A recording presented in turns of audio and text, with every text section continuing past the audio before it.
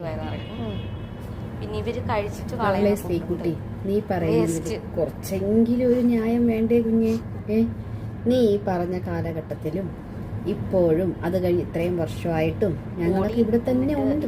ഞാൻ മാത്രമല്ല, അപ്പോഴുണ്ടായിരുന്നവരെല്ലാരും ഏറെക്കുറെ പേരെല്ലാം പോയല്ലോ. പുറത്തിറങ്ങിയതല്ലേ, പെട്ടെന്ന് പുറത്തിറങ്ങി കാണാതാകുമ്പോ ഇവരെന്തായാലും കുവൈറ്റിയുടെ വീട്ടിൽ ചുമ്മാവാ അവിടെ വന്നിട്ട് ടിക്ടോക്ക് ചെയ്യുക, റീൽസ് ചെയ്യുക, അവിടെ ഇതിനകത്ത് അഭിനയിക്കണം, ടൈറ്റ് ഡ്രസ്സ് ഇടണം. ഇമാതിരി ഒന്നും നടക്കത്തില്ലെന്ന് വീട്ടിൽ നിന്ന് ഇങ്ങോട്ട് വണ്ടി കയറാൻ പറഞ്ഞൂടെ? അതെല്ലാത്തിനും മീതെ അവരുടെ പ്രൈവസിയെ പോലും മാനിക്കാണ്ട് പുറത്തുള്ള ആൾക്കാരുമായിട്ട് കൂട്ടുകൂടിയിട്ട് അവരെല്ലാം ഓരോ ഫോണും പൊക്കി പിടിച്ച് ക്യാമറയുമായിട്ട് കുവൈറ്റിയുടെ വീടിന് 4 വശത്തും ചുടുന്ന ചുറ്റിക്കറങ്ങുക.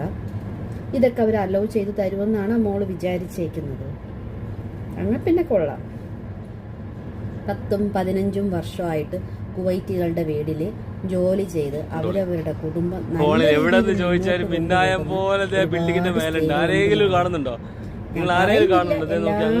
നല്ലതാണ്, ഒരേ സ്വഭാവക്കാരാണ് ഞാൻ പറയുന്നത്. അത് നമ്മുടെ നാട്ടിലുള്ളവരും ഉണ്ടല്ലോ, മോശപ്പെട്ടവരും നല്ലവരും ഒക്കെ ഉണ്ട്. പക്ഷെ നിനക്ക് കിട്ടിയത് നല്ല വീടായിരുന്നു. ആ വീട്ടിൽ നിന്ന് നീ കുറേ കാട്ടിക്കൂട്ടൽ നടത്തി. അതിന്റെ ഏറ്റവും വലിയ ഉദാഹരണമാണ് നീ അവിടെ നിന്ന് ചാടിപ്പോയിട്ടും അവർ നിനക്കെതിരെ കേസ് കൊടുക്കാതെ നിന്റെ പാസ്പോർട്ട് കൊണ്ടുവന്ന് എംബസിയിൽ കൊടുത്ത് നിന്നെ മര്യാദയ്ക്ക് കയറ്റി വിട്ടത്. അല്ലാതിരുന്ന ഒരു മോശപ്പെട്ട ആൾക്കാരായിരുന്നെങ്കിൽ നിനക്കെതിരെ മോഷണ കുറ്റം ചുമത്തി. നീ അവിടെ നിന്ന് ചാടി ഓടിപ്പോയതല്ലേ നിന്റെ പുറത്തുള്ള ഫ്രണ്ട്സ് പറഞ്ഞത് കേട്ടിട്ട് ടിക്ടോക്ക് ചെയ്യാൻ വേണ്ടിയിട്ടും ജീവിതം അടിച്ചു പൊളിക്കാൻ വേണ്ടിയിട്ടും അവരുടെയൊക്കെ വാക്ക് കേട്ട് നീ ചാടിപ്പോയി.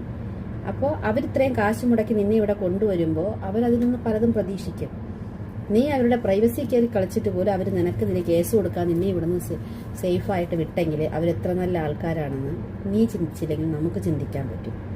ഞാൻ കുവൈറ്റികളുടെ എല്ലാവരുടെയും കൂടെ വക്കാലത്ത് എടുത്തു വെച്ചിട്ട് പറയുന്നതല്ല. നമ്മൾ കുറേ കാലമായി ഇവിടെ നിൽക്കാൻ തുടങ്ങിയിട്ട്.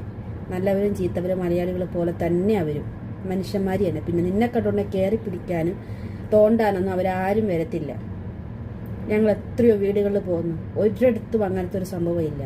പിന്നെ ഇല്ലാതെ ഞാൻ 80% ഒരു 100% ആൾക്കാർ മോശപ്പെട്ട ആൾക്കാരുണ്ട്. ഫുഡ് തരൂല, വെള്ളം തരൂല, പൂട്ടിയിടുക, അവർ പറഞ്ഞു നമുക്ക് അതൊക്കെ ഉണ്ട്. പക്ഷെ നിന്നെ സംബന്ധിച്ച് അങ്ങനെ ഒരു സംഭവം ഇല്ലായിരുന്നു. അപ്പം നുണ പറയുമ്പോൾ തള്ളുമ്പോൾ കുറച്ച് മയത്തിലൊക്കെ തള്ളണം. ഓക്കെ.